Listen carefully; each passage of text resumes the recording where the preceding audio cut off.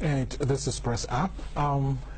Christian Ga, I'd like you to, what do you make of the deportation story?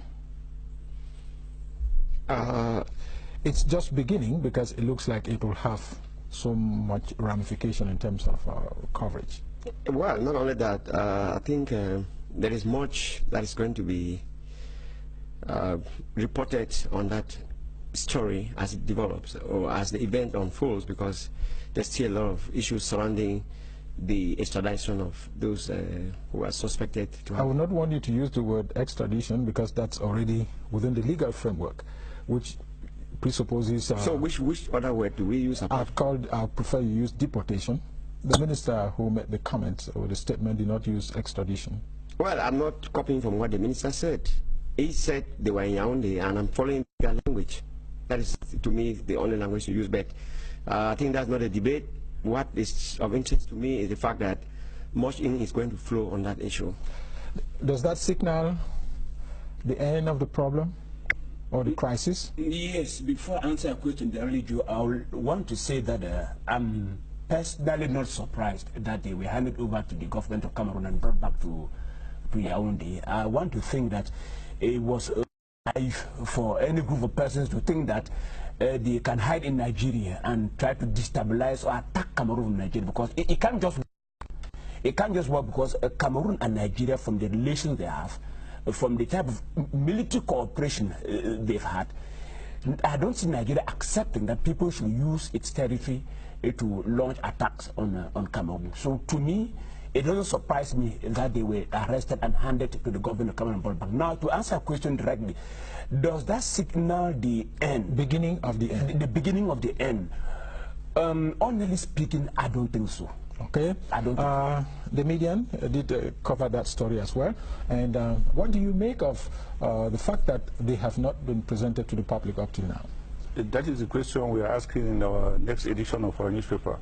Because people have been calling us to say, you have announced that, like the Minister of Communication. You are not the one who announced. Yeah, you have announced in your newspaper, quoting the Minister of Communication. But did you as a journalist see the secessionists? So where are they? They're asking, where are they? Are they alive? We need to see them. They're asking, why has even CRTV, the official Republic media, not shown to the public these people? What is the interest of government hiding the secession if truly they are alive? That is the question we are asking in our newspaper tomorrow. I thought you should have been providing answers and not because asking we have looked around too. We have counted on lawyers who should have access to them. Since the Minister of Communication says they are in the hands of the judiciary, if they are in the hands of the judiciary, then lawyers should have access to them. But until today, lawyers have not been able to meet, and no lawyer has been able to meet any of the secessionists. It raises doubts as to whether they are truly in Cameroon and they are safe and alive. Okay, Tewi, the minister did make a statement. The minister did not use the word extradition. He said have been handed over to the judiciary. And there's been a lot of speculation on the social media on their whereabouts. What do you make about those speculations? Are they meant to fear the rumors more, or it's just part of the dynamics? It is part of the dynamics, Joe. When nature does not allow a vacuum, when you don't tell people what exists, they will help you invent what exists. That's a good one. Part of the dynamics. It's simple. Okay. Like we did say earlier on, that's just a developing story, and I hope next week we'll have some legal minds here on the set to be able to delve into this issue. Yes, I'll give you the opportunity. I mean that next week we'll have some legal minds to just a word, yes. Because those of us, the newspaper publishers, like Ojo is saying, we're receiving a lot of calls from concerned family members. I think it would be good for the government to at least say words on the exact whereabouts of those. Does the government have any interest not to present them to the public?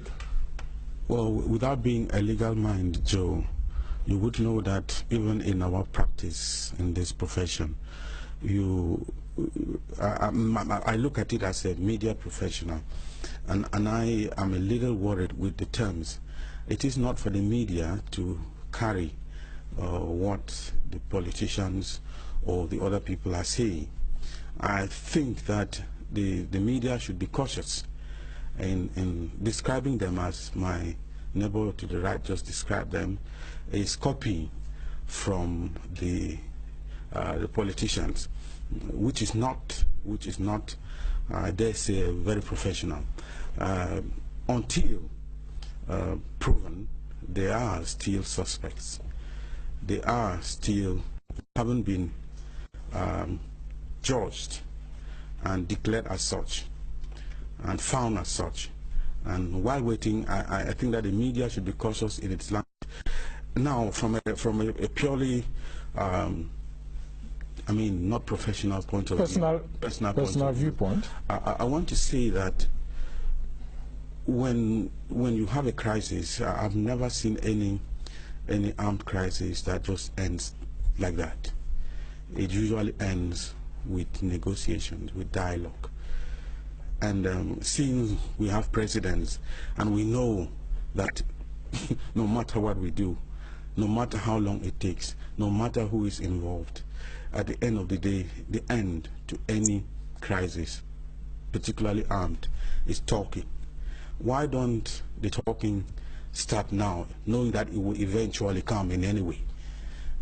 Because to me, this is just, we're losing time, and the situation is degenerating, and we are gradually moving into what we call a vicious cycle of revenge. Okay, we will talk about that when we will handle the issue squarely and with some legal minds and political experts on it, because like you say, almost the whole of 2017 we did talk about the Anglophone crisis, which spilled over